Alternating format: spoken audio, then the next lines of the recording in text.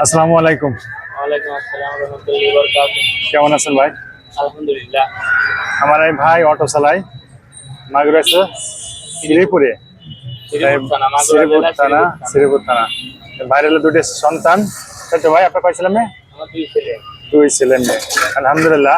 তা আপনার এই যে অটো চালান, এই অটো চালায় কি আপনার জীবিকা নির্ভর হয়? জি আলহামদুলিল্লাহ, সংসার চলে, কিন্তু ওই আপনার যে জমায়ে কিছু যে একটা করব, হ্যাঁ, ওইটা হয় না। ওইটা হয় না না।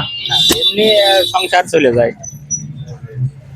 আচ্ছা, আপনার মানে একবারে কি কিছু থাকে না যেটা আপনি দেখলো আপনাদের প্রতি বছরে বছর তো আপনি ব্যাটারি চেঞ্জ করা লাগে? জি জি জি। এই ব্যাটারি গুলো কি আপনাকে নিজের গাড়ির টাকাতে ভরা লাগে নাকি যে কেউ এখানে যে ইনকাম করতেছেন এটা জমায় তারপরে এগুলো করে? এটা আমি তো মনে করেন আজকে 1 বছর ধরে গাড়ি চালাই।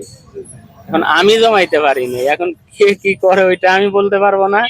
ঠিক আছে, আমি জমাই ব্যাটারি কিনতে পারি নাই, আমি ব্যাটারি উঠাইছি আজকে 5-6 দিন, নিজের গাড়ির টাকায় দিয়ে উঠাইছি। কিন্তু এখান থেকে যে আমি জমাই সেই টাকায় দিয়ে আনছি, ওইটা আমি ভাই পারি নাই।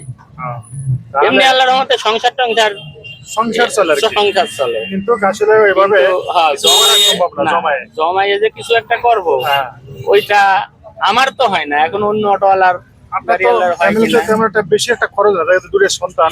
জি, আর আপনি স্বামী স্ত্রী, বাপ মা কি আপনার কাছে থাকে? না শুধু মা আছে, আব্বা মারা গেছে, মা আছে। শুধু মা আছে? জি। মা তো আপনার বিরত খাই।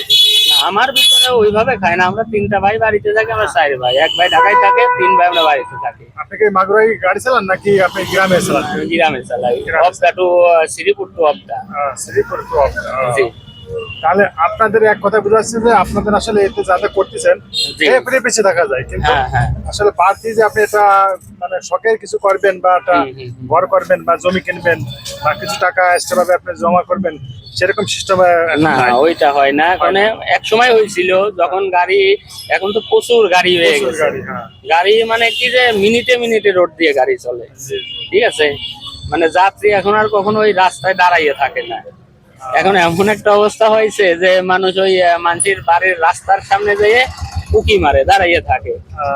ঠিক আছে, যে যাত্রী বেরোচ্ছে কিনা, যখনই দেখে যে বেরোচ্ছে ওখানেই ব্রেক করে দাঁড়াইয়ে যায়, দাঁড়াইয়ে তারপর উঠাই নিয়ে চলে যায়। আসলে প্রচুর গাড়ি হয়ে গেছে। আমরা যারা মনে করি যে যারা অটো চালায় তারা না কত না সুখী আছে বা কত টাকা না ভাড়া মারে, আসলে এই বাস্তবে এই ভাইয়ের মুখ থেকে শুনতে পারলাম।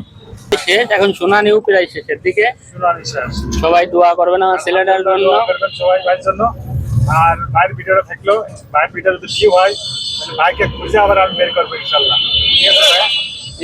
আসসালামু আলাইকুম, সবাই শেয়ার করে দিয়েন ইনশাল্লাহ। আর আমার ছেলেটার জন্য দোয়া রাখেন। আল্লাহ হাফেজ। আল্লাহ